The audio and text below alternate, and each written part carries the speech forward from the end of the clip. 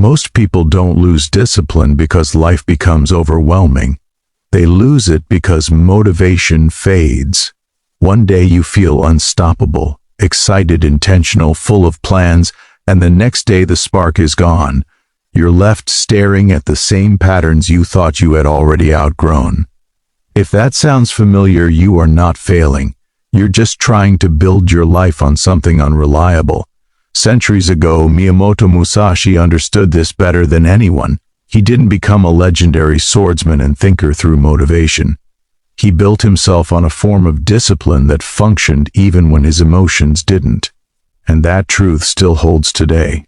Modern discipline collapses for the same reasons it did in his time. People begin with passion, hit resistance, and slide back into their old defaults. Daniel was one of those people, an ordinary man who wanted to put his life in order, but couldn't remain consistent for more than a few days.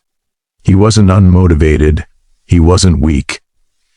He was relying on the one thing Musashi never trusted: motivation. Everything changed when he stopped chasing that feeling and began using the principles you're about to hear. Lesson 1. Earth, the strength to see your real situation. Daniel believed he was doing fine. He kept himself occupied, filled his schedule with tasks, messages, chores, and projects. He assumed exhaustion meant discipline. Earth teaches the first truth: busy is not disciplined. Busy is simply cluttered. Musashi said a warrior must understand both the smallest details and the broadest picture, meaning you need awareness of the tiny habits shaping your days and the overall direction of your life. Once Daniel looked at his days without excuses, he saw something uncomfortable. He wasn't productive. He was distracted. His phone drained hours. His tabs hijacked focus. His attention was scattered. And the painful realization was this: he didn't lack time. He was losing it in pieces. Earth teaches that discipline begins the moment you stop defending the version of yourself you wish existed and face the one that actually does. That honesty changed everything for Daniel. He realized discipline isn't a fight against the clock, it's a fight against illusion. You cannot improve a reality you refuse to see. Lesson 2. Water, the discipline of adjusting, not overpowering. Once Daniel saw the truth, he reacted the way most people do. He tried to fix everything instantly. He created the perfect schedule: 5 a.m. wake-ups, long training sessions, hours of deep work, meditation, reading, 0 distractions. It lasted a single morning. Water teaches the opposite. Musashi wrote that water becomes whatever contains it. Real discipline must bend around obstacles, not shatter against them. Daniel learned that smaller steps weren't weakness. They were the only sustainable route. 5 minutes of real focus instead of an hour. 10 push-ups instead of a full workout. 1 page instead of a whole chapter. Water moves around resistance, not through it.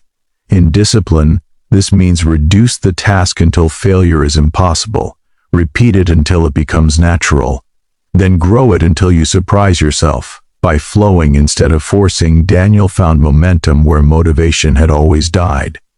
Lesson 3. Fire, shaping yourself, not destroying yourself. As Daniel built steadier habits, short workouts, focused blocks of work, fewer distractions, something dangerous appeared: progress. And with progress came comparison. Someone was stronger, someone richer, someone faster, someone younger and already ahead. Fire arrives here not as inspiration but as emotional heat. Frustration, jealousy, insecurity. Musashi didn't teach suppressing fire. He taught directing it. Fire forges metal, it forges discipline. When Daniel heard that inner voice whispering, "You're not enough," he changed its aim. Not "I'm terrible, but I refuse to stay this version of myself." Not self-loathing, self-guidance. Aimed fire becomes fuel. Daniel started turning every frustration into the next day's objective. More reps, deeper focus, clearer planning. Fire became propulsion. Lesson 4, wind, remaining a learner, not assuming mastery. Months passed. Daniel became steadier. Earlier mornings, better work, daily training, cleaner habits, sharper thinking. And then he made a classic mistake. He believed he was finished. Wind teaches that mastery is never complete. Musashi spent his life studying different schools, arts, and philosophies, not to copy them, but to stay humble. The greatest danger in growth is deciding you no longer need the routines that built it. So Daniel returned to learning. Books, mentors, methods, people far more skilled than he was, and each new lesson showed him how much he still didn't know. Wind keeps you grounded. Wind keeps you moving.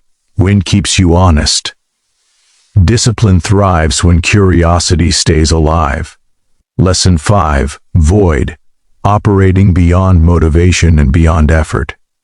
The void is the hardest lesson because it cannot be fully described, only experienced. At some point, discipline stops feeling like a struggle and becomes identity. Not because life gets softer, but because difficulty becomes normal. Daniel eventually reached the place Musashi wrote about. The moment you stop waiting for life to lighten, it doesn't. You grow stronger. You stop expecting motivation. You stop bargaining with yourself. You stop searching for reasons. You act because action is simply who you are now. This is the void, the quiet strength of consistency without emotion, the steady power of action without drama, the quiet confidence of becoming someone you once couldn't imagine. Lesson 6, the modern warrior's rule. Measure what is real. One practice stayed with Daniel throughout his journey, tracking, not to obsess over numbers, but to stay anchored in truth. Musashi practiced calligraphy, drawing, sword technique, meditation, each one a mirror reflecting his state of being. Tracking your behavior makes the unseen visible. Your habits become true, your patterns become obvious, your progress becomes undeniable. Discipline grows in clarity, it decays in vagueness. In the modern world, this clarity is your blade. Lesson 7, the final seal. Let the practice itself become the prize.